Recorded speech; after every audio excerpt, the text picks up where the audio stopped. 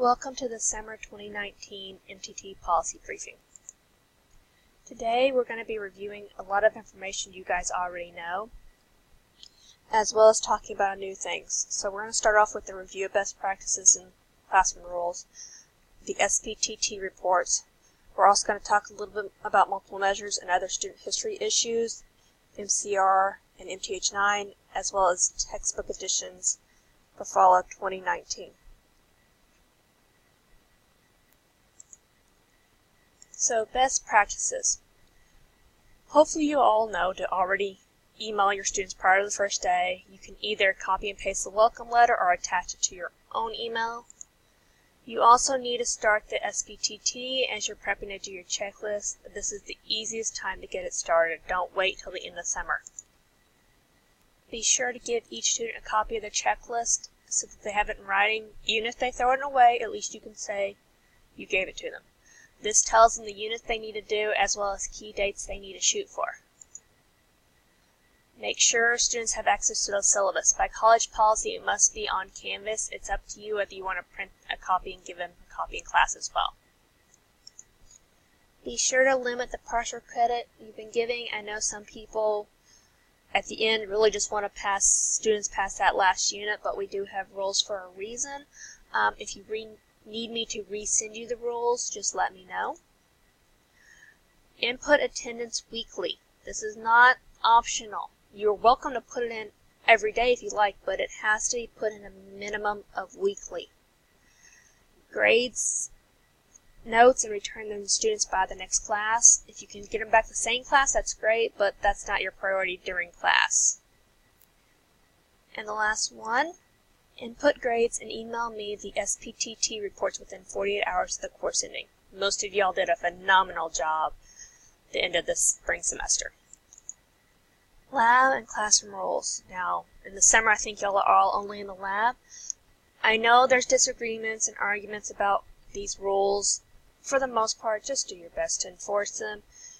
If you see somebody not enforcing them, let me and/or Karen Walters know. But the key things are no food or drink inside, no electronic devices. There is one exception nowadays. If a student has a tablet they're using for note-taking, because there are tablets with apps out there for note-taking, this is allowed in CT 105 only. It cannot be used in CT 121. They still have to use the test paper in CT 121. Of course, talking should be limited to math-related topics. You can ask students to separate, you can ask students to leave, you can ask students, or tell students you're going to dock them attendance. We all need to model correct behavior. If your student sees you playing on your cell phone, they're going to not take the class seriously. That being said, you can check your work email to see if there's emails from students who aren't in class. Aren't in that class, but should be, rather. Just remember, we all have a part to play in student success.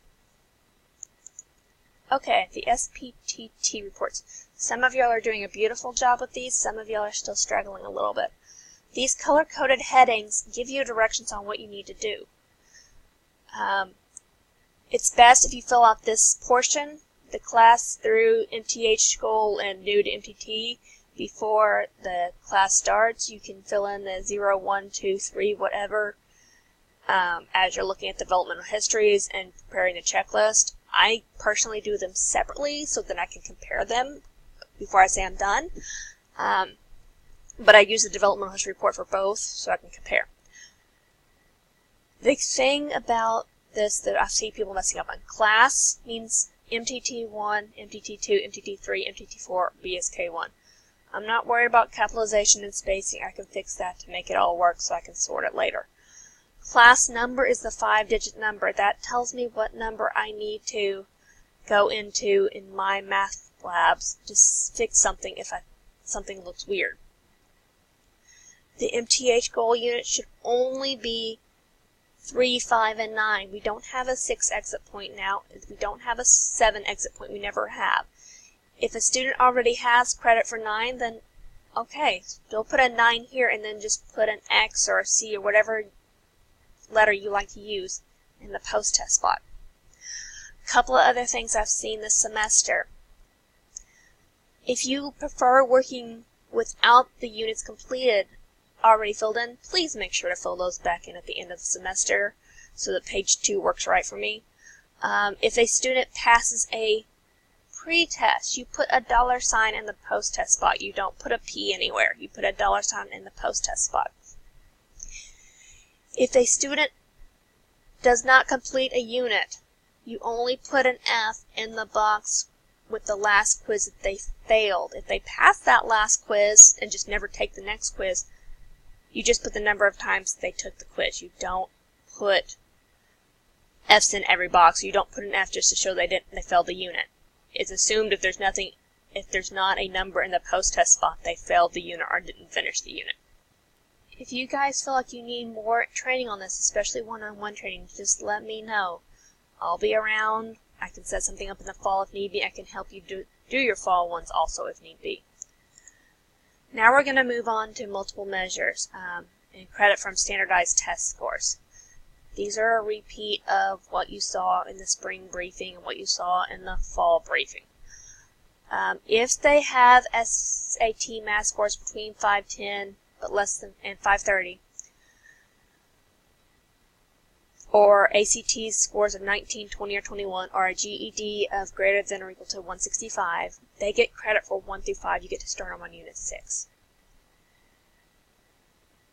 If they have a GED score of between 155 and 165, they get credit for 1 through 3. The GED is the only one that can get them credit for just 1 through 3.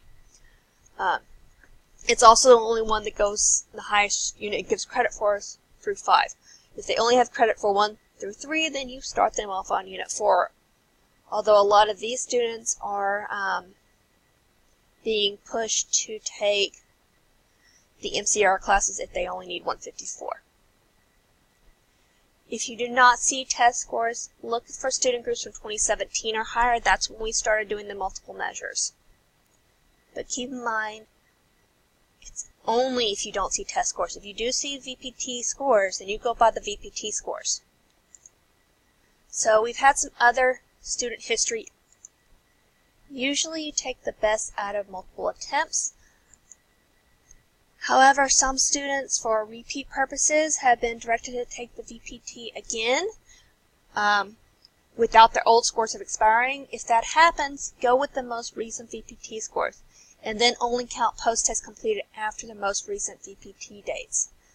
I know this can be confusing, especially because sometimes if they get less on a post-test, it doesn't override the score, but it may still be passing, so they may skip around. If you see a student who passed 4 in the spring, and 5 was years ago, and then 6 in the spring, assume they passed 5 as well.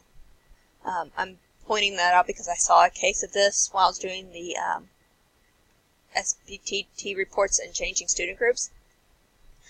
How do you know? If you see any VPT dates with scores later than post-test or pre-test dates. The history reports also list prior MTT attempts and grades as well. So if you see VPT dates after MTT attempts, then you may need to look closer at the stuff. Suspect missing post-test scores from 2019. We all know there's been a lot of those. There's even been some missing pre-test scores, and I found 3 MTT3s that didn't sync at all. Hopefully that will all get fixed this week. I've got a list to follow up on, and I sent a version of it to Karen Lesser. The resync has been requested, but there are still issues. I don't know if it's going to be resynced again. Email me the student ID so I can follow up. I have a list of all of them. And I can do a search by the student ID number. For all the ones that I caught, I entered the required student group that were missing. And I put a note. I know most of y'all can't see the notes, but I put a note in there that they did pass. It just did not get synced right. The key thing is when in doubt, ask. Do not be afraid to ask. I can look further. If you really just need to know right away and I'm not responding, Dr. Walters Barbara Tolley, and Karen Lesser can all look further in different ways. So just keep that in mind. MCR. So if a student needs MCR 4, that means they have credit for at least 3 of 1 through 5. They may have credit for all of 1 through 5 if they feel they need that extra help. MCR 9, students have credit for at least 7 of 1 through 9. Again, they may have all of 1 through 9, but they feel they need that little extra help. Now, if the student was placed in MCR via multiple measures, there may not be specific units. It's just the cutoff for the multiple measures. These students have a special student group in SIS allowing them to enroll themselves now. This is not MTT. All material is directly related to what is covered in credit classes. Students do not work through the units as they would in MTT.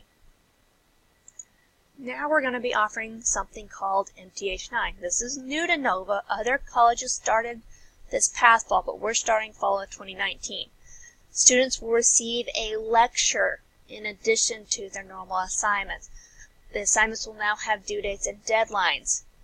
To get into MTH9, students must have credit for 1 through 5, and they may not take MTT 1, 2, or 3 to finish up 1 through 5. They may only need 3 of 6 through 9. If students need 2 or less, they are encouraged to take the MCR instead.